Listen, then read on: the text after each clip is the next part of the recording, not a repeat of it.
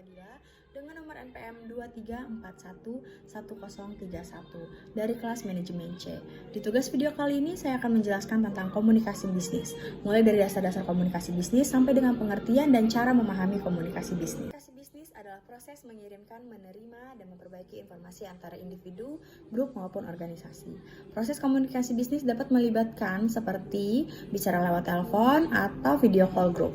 Nah, bisa juga seperti menulis surat atau menulis email, surat atau dokumen. Komunikasi bisnis memiliki tujuan untuk mencapai organisasi seperti mengubah perilaku. Komunikasi bisnis dapat mempengaruhi kinerja organisasi, kesejahteraan individu, dan hubungan organisasi dari luar. Oleh karena itu, komunikasi bisnis adalah suatu kompetensi yang penting untuk dikuasai dalam bidang bisnis. Untuk memahami komunikasi bisnis, Anda dapat yang pertama mengidentifikasi media komunikasi.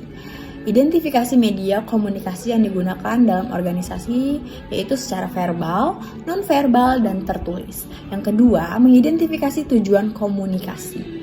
Identifikasi tujuan komunikasi seperti mengubah perilaku. Dan yang ketiga ada mengidentifikasi pengaruh komunikasi. Identifikasi pengaruh komunikasi seperti bagaimana komunikasi dapat mengubah perilaku individu, grup, ataupun organisasi. Dan yang keempat, mengidentifikasi kebiasaan dan keterbatasan komunikasi. Identifikasi kebiasaan dan keterbatasan komunikasi seperti bagaimana komunikasi dapat terganggu oleh beberapa faktor-faktor lain. Dan yang kelima ada mengidentifikasi strategi komunikasi. Identifikasi strategi komunikasi yang dapat digunakan untuk mengubah perilaku atau memahami komunikasi bisnis dapat membantu Anda menjadi lebih efektif dalam mengirimkan, menerima, dan memperbaiki informasi dalam proses. Nah, selain komunikasi bisnis, ada juga komunikasi antar pribadi atau komunikasi interpersonal. Merupakan proses hubungan yang tercipta, tumbuh, dan berkembang antara individu yang satu sebagai komunikator dengan individu lainnya. Komunikasi ini meliputi pertukaran ide, informasi pendapat, dan perasaan yang terkait dengan peristiwa pribadi, sosial, organisasi, keluarga, dan nasional serta internasional. Komunikasi antar pribadi adalah kebutuhan dasar pada kelangsungan hidup manusia yang tidak hanya terjadi di rumah atau di kantor, tetapi juga ketika orang-orang berjalan, bekerja, bepergian, membaca koran, atau dalam menonton permainan dan film.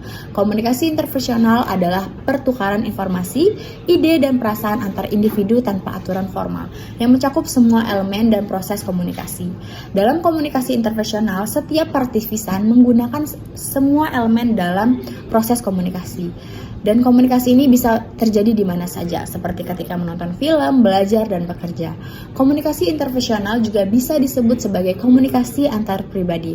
Efektivitas antar pribadi ditentukan oleh seberapa jelas pesan yang disampaikan.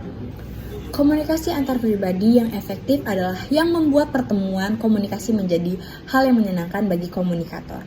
Orang-orang yang berkomunikasi dengan baik, saling menyukai, dan pemahaman materi komunikasi hanya merupakan salah satu aspek dari komunikasi interpersonal.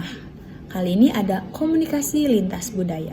Komunikasi lintas budaya adalah proses komunikasi yang terjadi antara orang-orang yang memiliki latar belakang budaya yang berbeda-beda, seperti ras, etnik, sosial, ekonomi, atau gabungan dari semua perbedaan. Tujuan dari komunikasi lintas budaya adalah untuk mengurangi tingkat kesalahpahaman dan ketidakpastian yang bisa menimbulkan konflik antara lintas budaya. Proses komunikasi ini dapat dilakukan melalui berbagai media, seperti bahasa, yang verbal dan non-verbal, norma-norma sosial, nilai dan keyakinan, dan praktik-praktik yang dipahami dan digunakan oleh kelompok budaya yang berbeda-beda.